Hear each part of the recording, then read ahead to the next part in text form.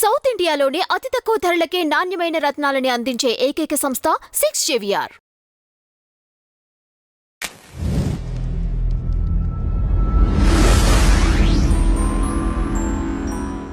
నమస్తే అండి, welcome to our channel. మనతో సినీ క్రిటిక్ దాసరి విజ్ఞాన్ గారు ఉన్నారు. నమస్తే సార్. నమస్తే. పుష్ప మూవీ టైంలో మెగా అభిమానులు భారీగా ఆ సినిమాని ట్రోల్ చేశారు, పుష్ప సినిమాని. ఇప్పుడు మెగా అభిమానులకి ఈ గేమ్ చేంజర్ సినిమా నిరాశ మిగిల్చిందంటారా? ఒకటి చెప్తా విను.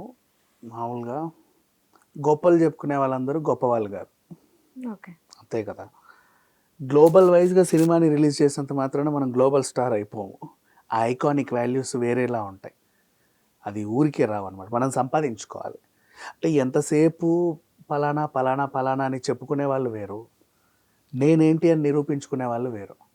పలానా పలానా అని చెప్పుకునే వాళ్ళు ఎప్పుడు చెప్పుకుంటూనే ఉంటారు, నేనేంటి అని నిరూపించుకునే వాళ్ళు ఎదుగుతూ ఉంటారు. ఇది చిన్న ఎగ్జాంపుల్. నేను ఎవరిని ఉద్దేశించి అనలేదు, నేను ఎవరి పేరు తీయదలుచుకోలేదు. అర్థమయ్యే వాళ్ళకి అర్థమైతే చాలు. ఇకపోతే ఇప్పుడు నువ్వు అడిగింది పుష్ప టైంలో వీళ్ళ నిరాశ. అవును, బాయ్కాట్ పుష్ప, బాయ్కాట్ పుష్ప చాలామంది అన్నారు. మనోడు కాదు వీడు పగోడు అని చాలామంది అన్నారు. కాకపోతే ఏంటంటే ఆ సినిమా హిట్ అవ్వడానికి, ఈ సినిమా ఫ్లాప్ అవ్వడానికి వీళ్ళ నిరసనలు, వీళ్ళ బాయ్కాట్లు కాదు కారణం. మనం ఎంచుకునే కథా మనీషులు వీటి మీద ఉంటుంది. పుష్ప అనేది దాన్ని మనం ఏం చేయలేదు. It's a brand. నీకు సింపుల్గా చెప్తా పుష్పని. మళ్ళీ ఇంతకుముందు కూడా చాలాసార్లు చెప్పుకున్నాం మనం, ఇప్పుడు మళ్ళీ చెప్తా విను.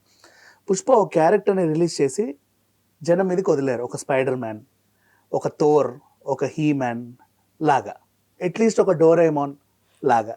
సీరియస్లీ ప్రతిసారి తనకేంటి ఒక చిన్న టాస్క్ ఇస్తారు. ఈ సినిమాలో తనకు వచ్చిన టాస్క్ ఏంటి, సీఎంతో నాకు ఫోటో ఇప్పించమని పెళ్ళాం అడిగింది. ఆ ఫోటో ఇప్పించాలని సీఎం దగ్గరికి వెళ్ళి నాకు ఫోటో కావాలి అన్నాడు. ఏపో నీకు ఇవ్వను అన్నాడు. నువ్వేపోతే ఏంటి, మావిడ కోరిక తీర్చాలిగా. మరి ఇంకో సీఎం నీది వేసి వాళ్ళ ఆవిడ కోరిక తీర్చడం ఈయన టాస్క్. ఇంకో సీఎంని చేయాలంటే ఏం కావాలి, 500 కోట్లు కావాలి. 500 కోట్లు పుష్ప తేవాలంటే ఆయనకున్న సోర్స్ ఏంటి, ఎర్రచందనం. ఆ ఎర్రచందనాన్ని స్మగ్లింగ్ చేసి ఎవరితోనో డీల్ పెట్టుకోవాలి. ఇది దాటించడానికి అడ్డుపడేవాడు షెకావత్. అండ్ పుష్పని అడ్డుకునే వాళ్ళు ఇంకొన్ని క్యారెక్టర్స్, అనసూయలో కొంతమంది. ఈ ఇబ్బందులన్నీ దాటుకుంటా దాన్ని బార్డర్ దాటించి డబ్బులు తెచ్చి టాస్క్ నెరవేర్చి ఆ మిషన్ కంప్లీట్ చేయాలి. Next Pushpa 3 or 4 Pushpa 1 lakh, Pushpa 2 lakh కూడా వస్తుంది. ఒక మిషన్ ఇస్తాడు. ఆ మిషన్ కంప్లీట్ చేయాలంటే వాడుకున్న సోర్సు ఎర్రచందనం. దాన్ని డీల్ పెట్టుకోవాలి. పోలీసులు అందరూ ఇబ్బంది పెట్టాలి. ఇబ్బందులన్నీ దాటుకొని ఆయన అచీవ్ చేసి మళ్ళీ ఆ మిషన్ని నెరవేర్చాలి.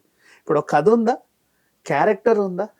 కాబట్టే కదా ఎత్తుక్కుంటూ అవార్డు వచ్చింది. 69th ఫిలింఫేర్ అవార్డు పార్ట్ 1కి వచ్చింది. 72, 73 ఏదో అవార్డు పార్ట్ 2 ఖచ్చితంగా వస్తుంది, డౌటే లేదు. అదొక రికార్డ్ మళ్ళీ. సో ఇలా ఇప్పుడు గేమ్ చేంజర్ విషయానికి వస్తే, గేమ్ చేంజర్ నువ్వే అక్కడ ఉన్నవాడు ఏంటి, ఒక సింపుల్ ఒక మనిషి సీఎం అవ్వాలనుకున్నాడు. వాడు సీఎం ఎందుకు అవ్వాలనుకున్నాడు, రాష్ట్రాన్ని దోచుకోవడానికే నేను సీఎం అవ్వాలని ఒకటి కంకణం కట్టుకున్నాడు. వాడే చెప్తున్నాడు ఓపెన్గా, నేను సీఎం అవ్వాలి, రాష్ట్రాన్ని దోచుకోవాలి, చచ్చే వరకు నేను సీఎంగా ఉండాలి, కుర్చీలోనే ఇట్లా చావాలి, ఉన్నన్ని రోజులు దోచుకోవాలి, మొత్తం బ్యాగులు రావాలి, అన్ని శాఖల నుంచి దోచుకోవాలి. సమాజానికి పట్టిన చీడపురుగు. వీడు సీఎం అవ్వకూడదు అనేది పోరాడే హీరో. ఆ హీరో క్యారెక్టర్ ఏంటి, పాపం ఆయనకున్న పవర్స్ ఏంటి అంటే, ఒకసారి ఐఏఎస్ పవర్స్ ఇచ్చావు, ఒకసారి ఐపీఎస్ పవర్స్ ఇచ్చావు, అది కూడా చేత కాదన్నట్టు లాస్ట్కి ఎన్నికల కమిషన్ అధికారినే చేసి పడేసావు. అలా ఆయన ఏదో రకంగా అడ్డదారులు వేసుకుంటూ ఆయన ఆపుతూ వచ్చాడు. కథ ఏంటి దీంట్లో, ఎవడో ఏదో కావాలనుకున్నాడు, వాడు మంచోడు కాదు, వాడు కావద్దు అనేది ఇంకొకటి టాస్క్. అసలు వాడేవాడు, వీడేవాడు, వీళ్ళందరూ ఎందుకు అక్కడికి వచ్చి ఏదేదో చేస్తున్నారు, మనకి ఇక్కడ ఒరిగింది ఏంటి, ఏదో చెప్పాలి కదా. మనకు అవసరమయ్యే నీతి చెబితే పర్లా. ఓ రాజకీయ నాయకుడు ఎలా ఉండాలనేది చాలా డల్గా ఎప్పుడు చెప్పారు తెలుసా, సినిమా ఎండింగ్లో టైటిల్స్ పడేటప్పుడు అందరు పోదాం పద అనే టైంలో అసలు రాజకీయ నాయకుడు ఎలా ఉండాలంటే నీతిగా నిజాయితీగా అని చెప్పావు.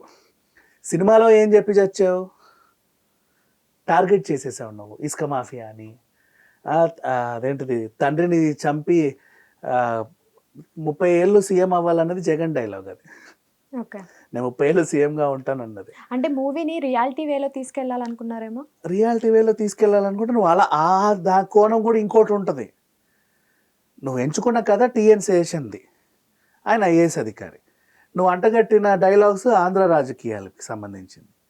సో అక్కడ చెడింది అంటే మ్యాచ్ అవ్వాల. నువ్వు మహాసాగరం అయినా సరే నువ్వు కొన్ని చూడు 2 సముద్రాలు ఇట్లా కలిసే చోట కలర్ మారుతాయి చూడు, కలవవు. ఇదో నీళ్ళు అదో నీళ్ళు మనం చూస్తూ ఉంటాం. బలవంతంగా ఏది చేయడానికి కుదరదమ్మా. మ్యాచ్ అయితేనే సింక్ అవుతాయి. ఓకే. అలా అనుకుంటే 'పుష్ప' సినిమాలో కూడా కొన్ని అంటే బాబాయికి తగ్గట్టుగా డైలాగులు పెట్టారు అవి అని అప్పుడు కూడా వచ్చినాయి కదా! అలానే ఇప్పుడు కూడా అనుకోవచ్చు కదా! వాళ్ళు కథ రాసుకున్నారు. నువ్వు ఎన్ని డైలాగులన్నా పెట్టుకో. ఓకే.